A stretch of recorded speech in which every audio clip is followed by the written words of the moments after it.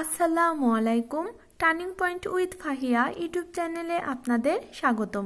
এখানে আপনারা পাবেন job circular, job exam notice, job exam suggestion এবং জব প্রিপারেশন রিলেটেড বিভিন্ন ভিডিও। আপনারা অনেকে বিভিন্ন সময়ে আমাকে প্রশ্ন করেছেন যে ভূমি রেকর্ড ও জরিপ অধিদপ্তরে পেশকার পদের নিয়োগ পরীক্ষা কবে অনুষ্ঠিত হবে। আমি কিন্তু বলেছিলাম অনুষ্ঠিত হবে এবং এই বছরই যে অনুষ্ঠিত হওয়ার সম্ভাবনা অনেক বেশি, এই বিষয়েও কিন্তু আমি অনেকে কমেন্টে লিখে দিয়েছিলাম। ঠিক তাই হয়ে গেল, কারণ পরীক্ষার তারিখ নির্ধারণ করা হয়েছে এই মাসের 28 তারিখ। পরীক্ষার সময় 10টা থেকে 11টা এবং পরীক্ষার ধরন এমসিকিউ। আর এই পরীক্ষাটা ঢাকার বিভিন্ন কেন্দ্রে অনুষ্ঠিত হবে। যারা এর আগে ভূমি রেকর্ড ও জরিপ অধিদপ্তরের কোনো পরীক্ষায় অংশগ্রহণ করেননি বা অংশগ্রহণ করেছেন কিন্তু কিভাবে প্রস্তুতি নিলে এই পদের জন্য আরও ভালো করতে পারবেন এ বিষয়ে এখন আমি বলবো। অনেকেই পরীক্ষা দেওয়ার সময় বুঝতে পারেন না নেগেটিভ মার্ক আছে কি নেই। যদি প্রশ্নে উল্লেখ না থাকে নেগেটিভ মার্কের কথা, যে এতগুলো ভুল করলে এত নাম্বার কাটা, যদি এরকম কোনো কিছু উল্লেখ না থাকে তার মানে ওই পরীক্ষায় কিন্তু নেগেটিভ মার্ক নেই। আর নেগেটিভ মার্ক না থাকলে আপনারা সবই দাগাবেন। পরীক্ষা সম্ভবত 90 নাম্বারের হবে। যেহেতু এই দিনে আরও অনেক নিয়োগ পরীক্ষা অনুষ্ঠিত হবে না, তাই কাটমার্কটা কিন্তু বেশি থাকবে। এর আগে কপিস্ট কাম ব্রেঞ্চ সহকারী এই পদে নিয়োগ পরীক্ষা অনুষ্ঠিত হয়েছিল এবং একই দিনে অনেক নিয়োগ পরীক্ষা অনুষ্ঠিত হওয়ার কারণে কাটমার্ক কম ছিল। 74-75 থেকেও কিন্তু অনেকেই টিকেছে।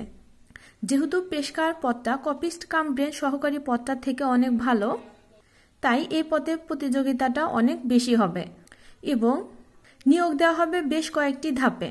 প্রথমে এমসিকিউ পরীক্ষা অনুষ্ঠিত হবে। এমসিকিউ পরীক্ষায় যারা উত্তীর্ণ হবেন তাদেরকে লিখিত পরীক্ষায় অংশগ্রহণ করতে হবে এবং লিখিত পরীক্ষায় যারা উত্তীর্ণ হবে তাদের ব্যবহারিক পরীক্ষা হবে এবং ব্যবহারিক পরীক্ষায় উত্তীর্ণ প্রার্থীদেরকেই মৌখিক পরীক্ষায় অংশগ্রহণ করতে দেওয়া হবে। আর লিখিত এবং মৌখিক এই দুইটি অংশের নাম্বার যোগ করে চাকরি পাওয়া বা না পাওয়াটা নির্ভর করবে। আর আমি যেহেতু আমার ভিডিওতে সাজেশনমূলক কথাবার্তা বলি, এর জন্য এখন এই পদে আপনারা কিভাবে কি পড়লে ভালো করতে পারবেন এ বিষয়ে কথা বলবো। পরীক্ষা হবে কিন্তু জব সলিউশন ভিত্তিক। তার মানে আপনি যদি জব সলিউশন বইটা খুব ভালোভাবে পড়তে পারেন তাহলে আপনি শতভাগ কমন পাবেন। তারপরও বিষয়ভিত্তিক যদি পড়ে যান তাহলে তো সোনাই সোহাগা। প্রথমে যেটা করতে হবে, নবম দশম শ্রেণীর বাংলা ব্যাকরণটা পড়তে হবে, কারণ ব্যাকরণ অংশ থেকে বেশি প্রশ্ন আসে। পাশাপাশি বিসিএস এর প্রশ্ন, প্রাইমারি ও নিবন্ধনের প্রশ্ন এবং বিষয়ভিত্তিক বাংলা ইংরেজি অঙ্ক প্রস্তুতি নেবেন। বাংলার জন্য সন্ধি, সমাস, কারক, বিভক্তি, বিপরীত শব্দ, প্রতিশব্দ, বাগধারা, সমার্থক শব্দ, শব্দের বিভিন্ন উৎস, ধ্বনি ও বর্ণ, এই টপিকসগুলোই মোটামুটি গুরুত্বপূর্ণ।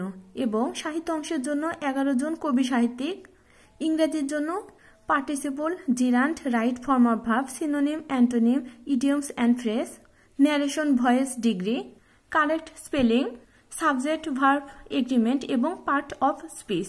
এই অংশটা কিন্তু খুবই গুরুত্বপূর্ণ। অঙ্কর জন্য লসাগু, গসাগু, শতকরা, লাভ ক্ষতি, কাজ, নল ও চৌবাচ্চা, ঐকিক নিয়ম, বাস্তব সংখ্যা। বীজগণিতের জন্য মান নির্ণয়, বীজগাণিতিক সূত্রাবলী, লগ, সূচক, ধারা। গণিতের জন্য জ্যামিতি অংশ থেকে 2-1টি প্রশ্ন আসে, তাই এই অংশটাও স্কিপ করা যাবে না। সাধারণত বিভিন্ন কোনটা কত ডিগ্রি, আয়তক্ষেত্রের অঙ্ক, ত্রিভুজ ও বৃত্ত। পাশাপাশি জব সলিউশনের বিগত 5 বছরের প্রশ্ন যদি খুব ভালোভাবে আয়ত্ত করতে পারেন, আশা করি ভালো ফলাফল অর্জন করতে পারবেন। আমার ভিডিওটি দেখার জন্য ধন্যবাদ। আল্লাহ হাফেজ।